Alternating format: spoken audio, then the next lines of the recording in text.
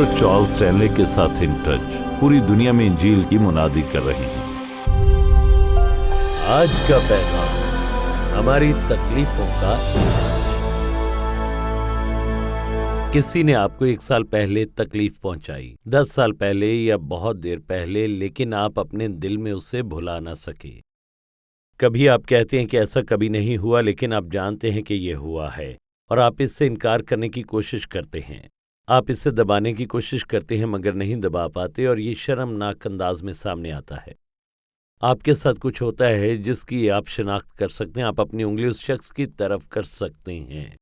आप उससे छुटकारा हासिल करना चाहेंगे, लेकिन किसी न किसी तरह आप ये नहीं कर सकते। आपको इतनी तकलीफ पहुंची है कि आपको लगता है कि मैं इस पर काबू नहीं पा सकूंगा। मैं आपको बताता हूं, आप कर सकते हैं, क्योंकि अगर आप माजी के दुखों पर काबू नहीं पाते तो वो तकलीफें आपकी जिंदगी में बहुत ज्यादा नुकसान का बायस बनती हैं। जिंदगी के किसी मोड़ पर हर किसी को कोई ना कोई तकलीफ पहुंचती है। बच्चों को उनके वालिदैन से तकलीफ पहुंचती है, वालिदैन एक दूसरे को तकलीफ देते हैं, दोस्त एक दूसरे को तकलीफ देते हैं। तकलीफ इस मुआशरे में रहने का एक हिस्सा है जिसमें आप रहते हैं। लोग ऐसी बातें कहते हैं जो उन्हें हमसे नहीं कहनी चाहिए। बाज़ औक़ात ये जिस्मानी चोट होती है और बाज़ औक़ात ये किसी बच्चे, नौउम्र या किसी और बालिग के साथ बदसलूकी के जरिए होती है। हर तरह की चीजें हमारी जिंदगी में आती हैं जो तकलीफ का बायस बनती हैं। तो हमें ये फैसला करना है कि हम इस तकलीफ से कैसे निपटें, या मैं इस चोट को इस अंदाज में संभालने का तरीका सीखूंगा कि मैं उसे ठीक तरीके से संभालने के काबिल हो जाऊं और इससे कुछ सीख सकूं, और इसके नतीजे में मैं बड़ा होने के काबिल हूं और मुझे चोट ना पहुंचाने दूं, क्योंकि खुदा नहीं चाहता कि हम तकलीफों के लिए अपना रद्द अमल ऐसे जाहिर करें कि हम अपनी जिंदगी में तबाही का शिकार हो जाएं, अपनी गवाही से महरूम हों। जिंदगी में कुछ जज्बाती बोझ अपनी जिंदगी में आने दें। तो मैं आपके साथ यहाँ पर बात करना चाहता हूँ कि आप देखें इफिसियों 4 बाब, और देखें इफिसियों के 4 बाब में मेरे पसंदीदा अबवाब में से एक ये है, क्योंकि पौलुस ने पहले 3 अबवाब में बहुत ज्यादा इलाही और आखिरी 3 में बहुत ज्यादा अमली बातें की हैं, और इस 4 बाब में वो इन चीजों के बारे में बात करता है जिनसे आपको और मुझे हमारी जिंदगी में निमटना है। अपनी अकल की तजदीद और गुस्से से निमटने के बारे में 30वीं आयत के इख्तिताम पर वो देखें क्या कहता है। और खुदा के पाकरू को रंजीदा ना करो जिससे तुम पर मखलसी के दिन के लिए मोहर हुई है। कुछ इस तरह से कहता है 31वीं आयत में,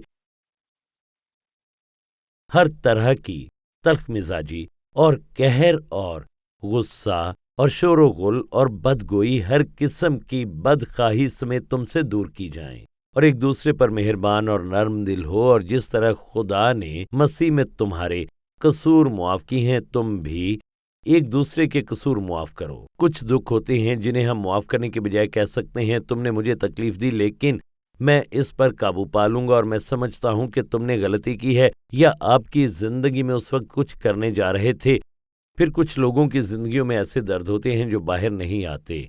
वो चर्च जाते हैं, इंजील सुनते हैं, सच्चाई जानते हैं और कहते हैं कि मैं जानता हूं कि खुदा यही कहता है और यही मैं महसूस करता हूं, लेकिन उन्हें एहसास नहीं होता कि तकलीफ से चिमटे रहना उनकी जिंदगी के हर पहलू में उन्हें नुकसान पहुंचाना शुरू कर देता है। अक्सर तकलीफ से चिमटे रहना हमारे लिए तहफ़्फ़ुज़ होता है। जब कोई इतनी देर किसी न किसी तकलीफ से चिमटा रहता है, थोड़ी देर के बाद उसे छोड़ देने का ख्याल उस नुकसान से ज्यादा खतरा बन जाता है जो उसकी जिंदगी में पहुंच जो साथ आते हैं। इन छोटे बच्चों के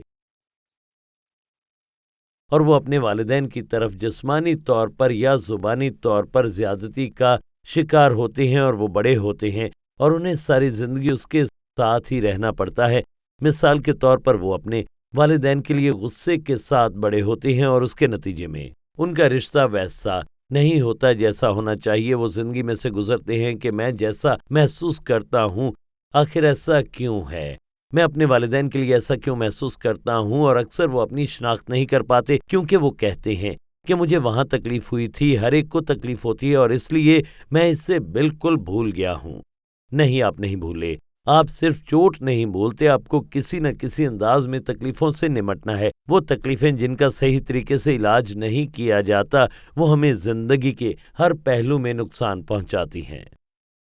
جب تک ان کا صحیح طریقے سے علاج نہ کیا جائے، وہ ایک ناقابل معافی جذبہ بن جاتا ہے، اور اکثر اگر یہ کسی والدین کے کام کا نتیجہ ہے، کیونکہ یہ کہنا ایک شخص کے لیے فطری اور معمول کا رد عمل ہے کہ آخر وہ میری ماں ہے، وہ میرا باپ ہے، میں اپنے والد سے محبت کرتا ہوں، میں اپنی ماں سے پیار کرتا ہوں، اور کسی نہ کسی طرح میں اپنی ماں سے پیار کرتا ہوں، میں اپنے والد سے پیار کرتا ہوں، یقیناً وہ میرے والدین ہیں۔ اس بات کو چھپانے کی زبانی کوشش کی ایک قسم ہے، اور پرت کے بعد پرت ڈالنے کی کوشش ہے۔ جو کچھ وہاں پر ہوا ہے اسے بھول جانا ہے، لیکن جو میں آپ کو بتا رہا ہوں وہ یہ ہے کہ یہ صرف اس لیے نہیں چھپتا کہ آپ کہتے ہیں میں اپنی ماں سے پیار کرتا ہوں، اپنے باپ سے پیار کرتا ہوں، اور اکثر اوقات جب تکلیف پہنچی ہو تو آپ محبت نہیں کرتے، آپ ان سے پیار کرنا چاہتے ہیں، آپ ان کو پیار کرنا چاہتے ہیں، ہم اپنے دل میں کہتے ہیں، اور اسی وجہ سے ہم سوچتے ہیں کہ ہم کرتے ہیں۔ جب اندر کی گہرائیوں میں یہ چوٹ کینسر کی طرح ہوتی ہے، یہ ظاہری طور پر ٹھیک ہو جاتا ہے، لیکن اندر یہ زخم موجود ہوتا ہے،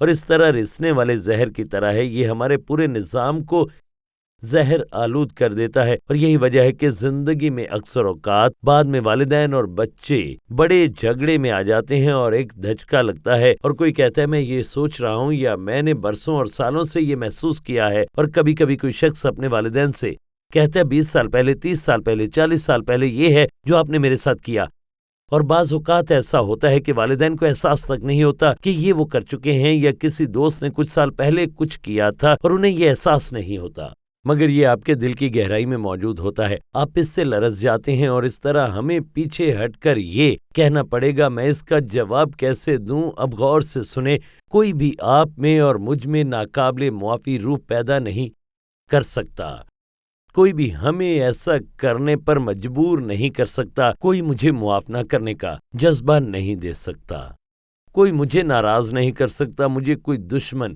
نہیں بنا سکتا، کوئی میرے دل میں بغض پیدا نہیں کر سکتا۔ یہ وہ جوابات ہیں جن کو قبول کرنے یا مسترد کرنے کے لیے مجھے اپنے جذباتی وجود سے متفق ہونا پڑے گا، اور اس لیے اگر میں ان جذبات کو اپنے اندر آنے دیتا ہوں اور انہیں اپنی زندگی پر قابو پانے کی اجازت دیتا ہوں، تو اس کی وجہ یہ ہے کہ میں غصے میں رہنا پسند کرتا ہوں، بغض رکھنے کا انتخاب کرتا ہوں، معاف نہ کرنے کا انتخاب کرتا ہوں، میں اس قسم کے جذبات کا انتخاب کرتا ہوں۔ تو یہاں وہ چیز ہے جس نے میری اپنی زندگی میں ہر چیز سے بڑھ کر میری مدد کی، اور وہ یہ ہے جب میں اس حقیقت کے بارے میں سوچتا ہوں کہ جب خداوند یسوع مسیح صلیب پر چڑھا تو وہ میرے سارے گناہ صلیب پر لے گیا، اسے اس سے فرق نہیں پڑتا کہ میں نے کیا کیا ہے، اس نے پہلے ہی میری ہر چیز کو معاف کر دیا۔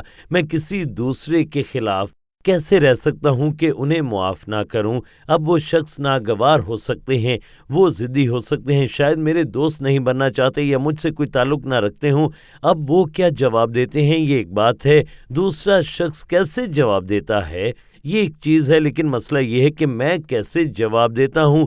کیا میں ایک قابل معافی روح میری زندگی میں ایک چوٹ میرے لیے نقصان دہ چیز بننے جا رہی ہے، یا کیا میں جواب دوں گا؟ اس سے فرق نہیں پڑتا کہ دوسرا شخص کیسے جواب دے۔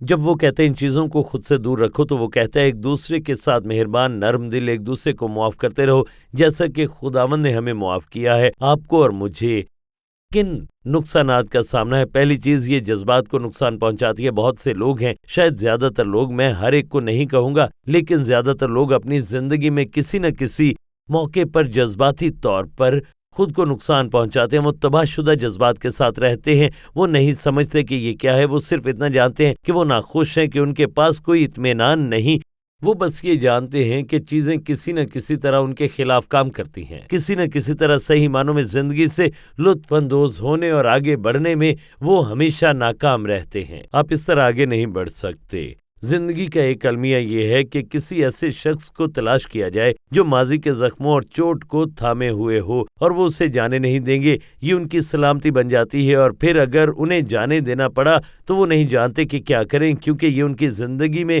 ہاتھی کی طرح بن گیا ہے۔ ان کی زندگی میں بہت بڑی چیز ہے کہ کسی نہ کسی طرح اس قسم کی ناراضگی اور دشمنی کو محسوس کرنا اور اس کا اظہار کرنا اور اس کی پھر پرورش بھی کرتے رہنا۔ اب غور کریں، جب کوئی شخص ان تمام چیزوں کو محسوس کرتا ہے جو اس نے یہاں کہی ہیں، غصہ اور ناراضگی وغیرہ، اور وہ ان سے بچ نہیں سکتے۔ یہ آپ کی زندگی کی ہر چیز کو رنگ دیتا ہے، اس میں کوئی رعایت نہیں۔ آپ کو اپنی زندگی میں کوئی ایسی تکلیف نہیں پہنچ سکتی جس کی وجہ سے آپ تلخ اور ناراض ہوں اور کسی کو معاف نہ کر سکیں۔ اس کے ساتھ ساتھ آپ اسے دبانے کے قابل ہو سکتے ہیں۔ یہ آپ کے جذبات کو منجمد کر دیتا ہے۔ آپ محبت نہیں کر سکتے، آپ کوشش کر سکتے ہیں لیکن آپ محبت نہیں کر سکتے، اور آپ اس سے آزاد نہیں ہو سکتے، فیاض نہیں ہو سکتے، کیونکہ کسی چیز نے آپ کو منجمد کر دیا ہے، اس نے آپ کو لٹکا دیا ہے اور آپ کو پھنسا دیا ہے۔ آپ کے جذبات منجمد ہیں۔ نہ صرف آپ کسی اور سے حقیقی طور پر محبت نہیں کر سکتے، آپ اسے قبول نہیں کر سکتے، اور اکثر اوقات شوہر اور بیویاں ایک دوسرے کی محبت کو قبول نہیں کر پاتے۔ وہ نہیں جانتے کیوں۔ وہ کہتے ہیں کہ مجھ سے پیار کرو، اور ایک ہی وقت میں وہ ایک دوسرے شخص کو دور دھکیل رہے ہوتے ہیں۔ کیوں؟ کیونکہ کوئی چیز تھم گئی ہے، کچھ گڑبڑ ہے، اس سے پگھلنے کی ضرورت ہے۔ ان کا غصہ، ناراضگی اور دشمنی، ان تکلیفوں کو پگھلنے کی ضرورت ہے، اور خدا کو اس شخص کی زندگی میں کچھ بحالی لانے کی ضرورت ہے۔ ہم یہ بوجھ اٹھائے ہوتے ہیں، ہم اپنے جذبات کو منجمد کرتے ہیں، محبت کرنے کی صلاحیت کو منجمد کرتے ہیں، اور کوئی آپ سے پیار کرنے کی کوشش کر سکتا ہے، آپ سے پیار کرتا ہے، آپ سے پیار کرتا ہے، آپ سے پیار کرتا ہے، کسی نہ کسی طرح آپ ان پر بھروسہ نہیں کر پاتے، آپ محسوس نہیں کر پاتے، تجربہ نہیں کر پاتے، آپ اسے حاصل نہیں کر پاتے، کیونکہ آپ کو بہت تکلیف پہنچی ہوتی ہے، اور آپ ایسا نہیں کر سکتے، آپ نہیں جانتے کیوں۔ مگر خدا کہتا ہے نرم دل بنو، ایک دوسرے سے محبت کرو، ایک دوسرے کو معاف کرو، جیسا کہ خداوند نے ہمیں معاف کیا ہے۔ اگر آپ سوچتے ہیں کہ میں محبت کرنے کے لیے آزاد کیوں نہیں ہوں، میں ایسا کیوں نہیں کر سکتا، شاید آپ کو اپنے آپ سے یہ سوال کرنا ہوگا کہ میرے اندر کچھ ایسا ہے جس سے میں ابھی تک نمٹ نہیں پایا، جس کا مجھے سامنا کرنے کی ضرورت ہے۔ مجھے اپنی روح میں بحالی کی ضرورت ہے، روح میں شفا کی ضرورت ہے، تباہ شدہ جذبات میں شفا کی ضرورت ہے۔ یہ یقینی طور پر ہمیں نقصان پہنچائے گا۔ دوسرا شعبہ جس میں میرے خیال میں یہ ہمیں نقصان پہنچاتا ہے وہ یہ ہے، یہ خدا کے ساتھ ہماری رفاقت کو ختم کرتا ہے۔ میں اس کے ساتھ آزاد نہیں ہو پاتا۔ میری زندگی میں ایسے لمحات آئے جب میں جانتا تھا کہ مجھے جن چیزوں سے نمٹنا ہے میں ان سے چمٹا ہوں۔ اب تلخی کو اور ناراضگی کو تھامے نہیں رکھ سکتے۔ خدا کے ساتھ آپ کو راست ہونا ہوگا۔ آپ دعا کے لیے گہرائی میں اترتے ہیں اور آپ اس سے وہ سب باتیں کر سکتے ہیں جو آپ چاہتے ہیں، اور میں آپ کو بتا سکتا ہوں کہ یہ کیسا محسوس ہوتا ہے۔ آپ ان چیزوں کو کہہ سکتے ہیں جو آپ کہتے ہیں، اور اس سے کوئی فرق نہیں پڑتا آپ کس قسم کے احساس جوڑنے کی کوشش کرتے ہیں۔ یہ کام نہیں کرے گا کیونکہ آپ معاف نہیں کر پاتے ہیں۔ اس کا اس سے کوئی تعلق نہیں جو کوئی دوسرا شخص کرتا ہے۔ وہ معاف کرنے والے یا محبت کرنے والے ہو سکتے ہیں، یا وہ مخالف، ناراض اور تلخ ہو سکتے ہیں۔ اس کا تعلق میرے رد عمل سے نہیں، بلکہ اس کا تعلق خدا کے ساتھ میرے رشتے سے ہے کہ میں کس طرح کا رد عمل ظاہر کرتا ہوں، اور میں کیسے جواب دوں گا، میں ان تکلیفوں کو کیسے قبول کروں گا یا مسترد کروں گا، یا ان کو کیسے سنبھالوں گا، اور یوں یہ خدا کے ساتھ آپ کے رشتے کو ختم کرے گا۔ آپ اس جگہ پر نہیں چل سکتے کہ خوشی منائیں اور آزادی میں خدا کی تعریف کریں اور اپنے آپ سے لطف اندوز ہوں، اور ساتھ ہی آپ کے اندر یہ کچھ ہو جو آپ کو اپنی گرفت میں لے رہا ہو، اور آپ چاہیں گے لیکن آپ ایسا نہیں کر سکتے۔ آپ چاہتے ہیں لیکن آپ نہیں کر پاتے۔ آپ تبھی کچھ دیں گے اگر آپ اتنے آزاد ہوں کہ خداوند کی حمد کریں اور گا سکیں، اور صرف خدا کی حمد کریں اور اس کا شکر ادا کریں، کیونکہ اندر سے کچھ ہے جو آپ کو نقصان پہنچاتا ہے، آپ کو اندرونی طور پر نقصان پہنچاتا ہے، خدا کے ساتھ آپ کے رشتے کو نقصان پہنچاتا ہے، اور اس طرح یہ ہماری صحت کو نقصان پہنچاتا ہے۔ اگر آپ کو لگتا ہے کہ آپ کو اپنی زندگی میں ایسی تکلیفیں پہنچ سکتی ہیں جن کا سامنا نہیں کیا گیا، اور اگر آپ اس سے نہیں نمٹتے تو بالآخر آپ کا اس پر اثر نہیں ہوگا۔ آپ کی جسم میں کسی نہ کسی طرح جسمانی طور پر ایک فیوز اڑا دیا جائے گا جب تک کہ آپ وہاں ہونے والی تکلیفوں سے نمٹے نہ۔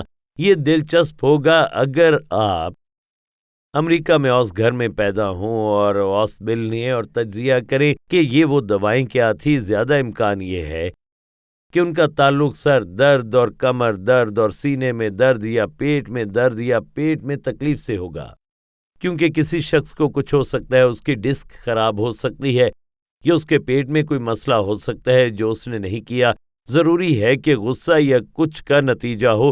میں یہ نہیں کہتا کہ ساری بیماری یہی ہے، بلکہ اکثر اوقات یہ چیزیں ہمارے اندر ہونے والی کسی چیز کا نتیجہ ہوتی ہیں جو ہمارے جسم کو متاثر کرتی ہے۔ خدا کسی نہ کسی طریقے سے ہماری توجہ حاصل کرنا چاہتا ہے، وہ چاہتا ہے ہم ان مسائل سے نمٹیں اور توبہ کریں اور آگے بڑھیں، لیکن اگر ہم نہیں کرتے تو ان کے دردوں سے نمٹنے کی بجائے آپ غور سے سنیں، ان دردوں سے نمٹنے اور ان کو ٹھیک کرنے کی بجائے ڈاکٹر کے پاس جانا آسان ہے۔ اور آپ کہتے ہیں ڈاکٹر میں تھکا ہوا ہوں، مجھے ہر چیز بری لگتی ہے، مجھے تکلیف ہوتی ہے، ڈاکٹر مجھے یہاں تکلیف ہے، اور پھر دیکھیں مجھے یہاں پر درد ہے، مجھے یہاں پر درد ہے، یہاں تکلیف ہے، اور اکثر ڈاکٹروں کے پاس پہلے ہی نسخہ موجود ہوتا ہے۔ وہ ایک نسخہ لکھتے ہیں کہ کیا کرنا ہے اپنے درد کو کم کرنے میں مدد کے لیے۔ ڈاکٹر کے پاس جانا، نسخہ حاصل کرنا، آپ کو تھوڑا بہتر محسوس کرنا آسان ہے، لیکن جب وہ نسخہ ختم ہو جائے گا تو آپ کیا کرنے والے ہیں؟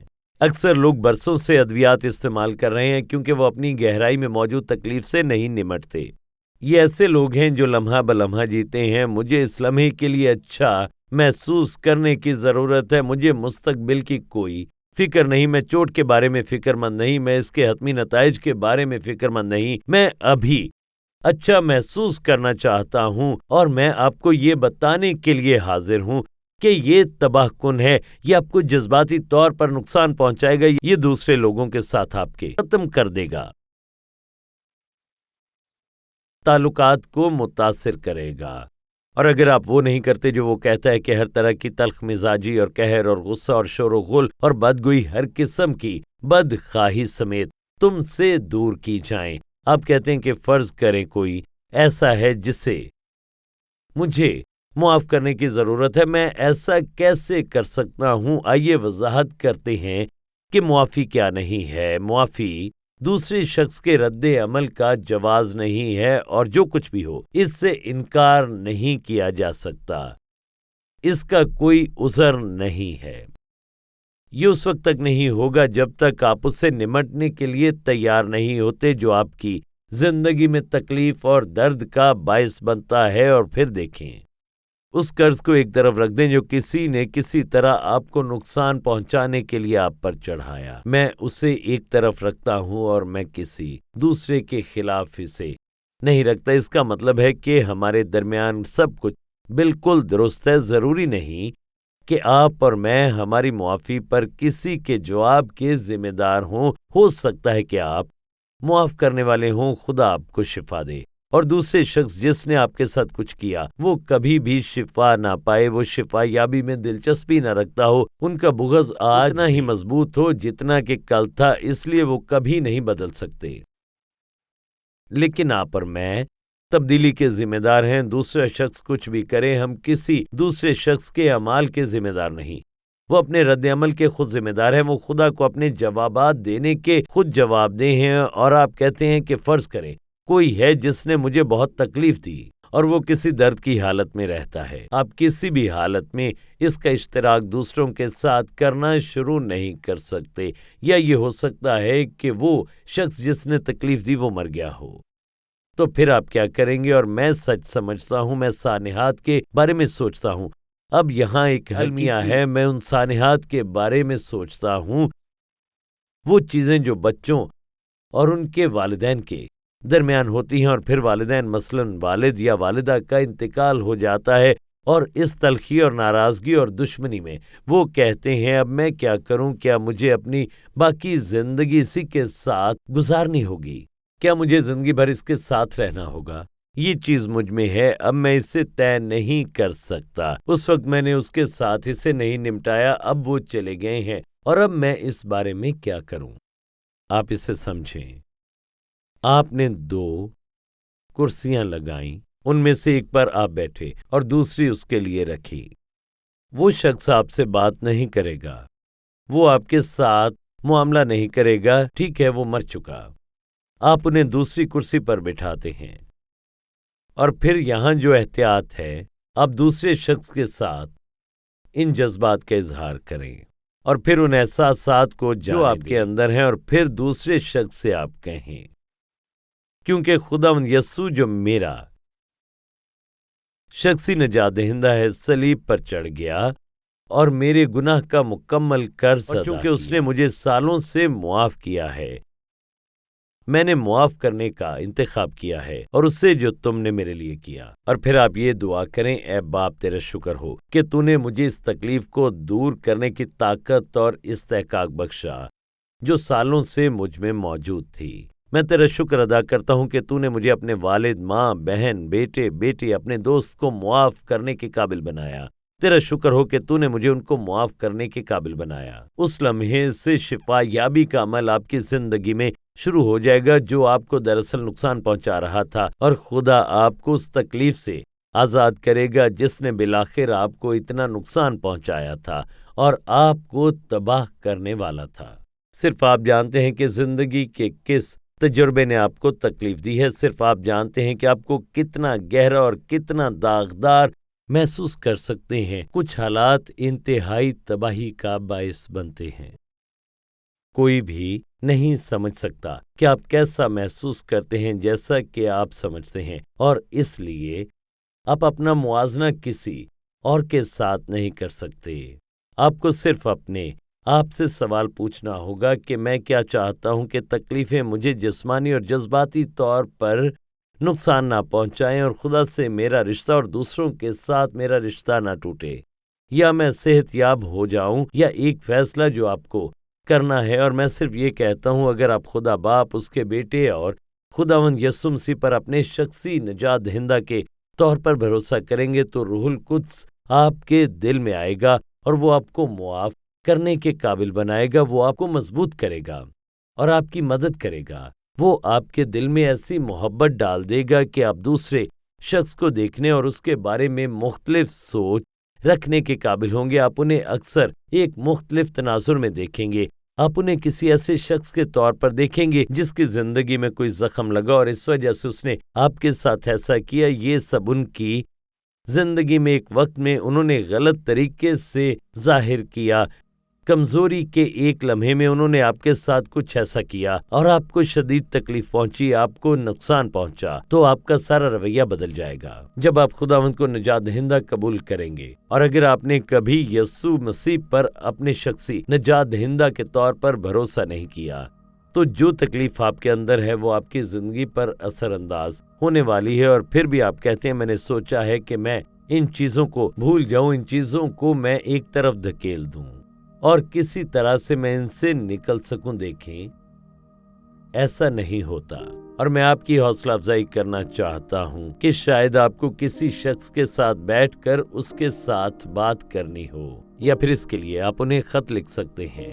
आप वो तमाम चीजें लिखें जो आप महसूस करते हैं और फिर आपने इस खत में इजहार किया। इस खत में अपनी दुआ लिखें और फिर ये है कि आप क्या करते हैं, और फिर आप उस खत को जला दें। और आप याद रखें कि उस खत के जलने के साथ ही आपका गुस्सा, नाराजगी, दुश्मनी और तलखी और तमाम तकलीफें चली जाएंगी जिन्हें आपने अपनी जिंदगी के इन तमाम सालों में पाला था। मेरे दोस्त, बाप आपको आजाद करना चाहता है। वो आप कहता है कि अगर आप सच्चाई को जानेंगे तो सच्चाई आपको आजाद करेगी, और यहाँ वो सच्चाई है जो आपको आजाद करती है।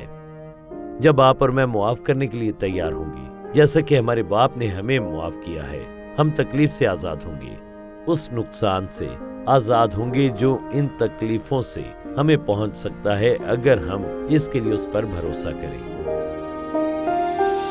अगर आपको आज के प्रोग्राम से बरकत मिली है तो विजिट करें intouch.org पर। पूरी दुनिया में मसीह के साथ बढ़ते रिश्ते में लोगों की रहनुमाई करना और मकामी कलीसिया को मजबूत करना in touch doctor Charles Stanley और इन टच मिनिस्ट्रीज की पेशकश है। और ये प्रोग्राम खुदा के फजल, आपकी दुआओं और अतियात से मुमकिन हुआ।